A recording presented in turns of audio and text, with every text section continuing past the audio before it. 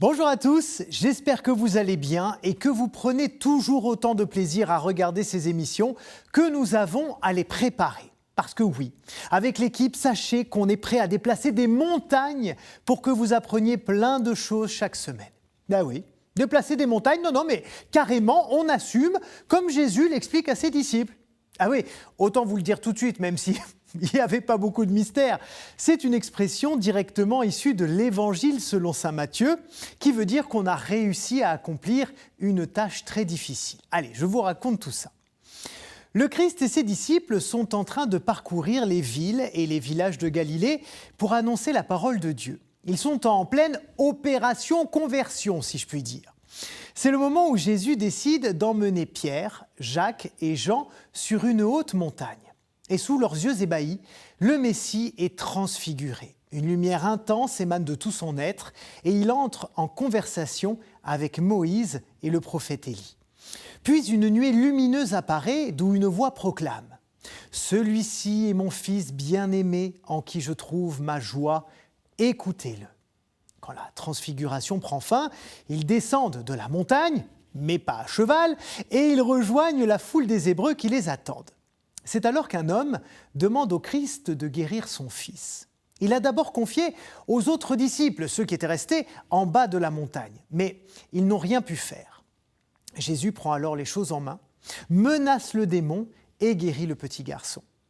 Et ça paraît tellement facile pour lui que les apôtres sont un peu étonnés et ils se demandent pourquoi eux, ils n'y sont pas arrivés.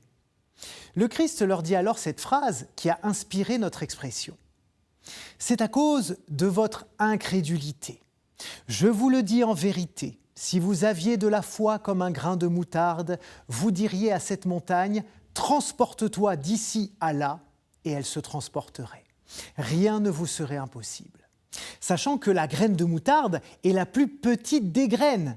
Vous voyez, c'est dire la puissance de la foi que les apôtres n'ont pas encore, puisqu'ils n'ont pas compris que Jésus est le Fils de Dieu.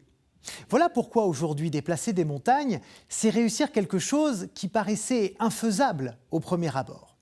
Mais pourquoi le Christ choisit cette image particulière d'une montagne déplacée pour exprimer la force de la foi ? Eh bien peut-être parce que c'est une tâche très impressionnante.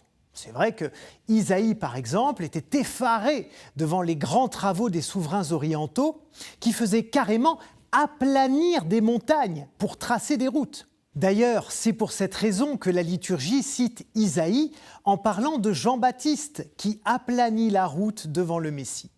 Mais ce n'est pas n'importe lequel des grands travaux, parce qu'il y a un vrai rapport entre la montagne et la foi. Dans toutes les cultures, chrétiennes ou non, le lieu où Dieu ou les dieux se manifestent, c'est la montagne. Du coup, elle est un lien entre le ciel des divinités et la terre des mortels, un endroit sacré. D'ailleurs, on y établit des sanctuaires, comme les Grecs sur le mont Olympe, ou les Japonais sur le mont Fuji, censés abriter des êtres et des esprits bénéfiques ou dangereux. Pour les Hébreux, puis les chrétiens, la montagne est aussi l'endroit où Dieu se révèle. À Noé, lorsque son arche accoste sur le mont Ararat, à Abraham sur la montagne de Moria, à Moïse sur le Sinaï, puis donc au moment de la transfiguration de Jésus dont on a parlé il y a un instant.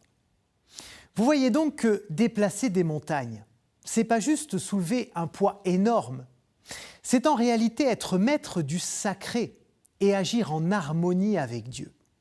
La foi permet de comprendre la volonté du Seigneur et de participer à la construction de son royaume. Ce qui signifie aussi, dans la vie de tous les jours, que si on y croit vraiment et que notre projet fou correspond aussi à celui de Dieu, eh bien on a toutes les chances de réaliser l'impossible. En gros, la montagne, ça nous gagne. Voilà, c'est terminé pour aujourd'hui. Merci à vous, chers amis, encore et toujours de déplacer des montagnes de culture et de bonne humeur chaque semaine en notre compagnie. À très vite. Merci encore. Partagez cette émission sur les réseaux sociaux et plein de petits commentaires. Ça nous fait toujours plaisir. Bye bye.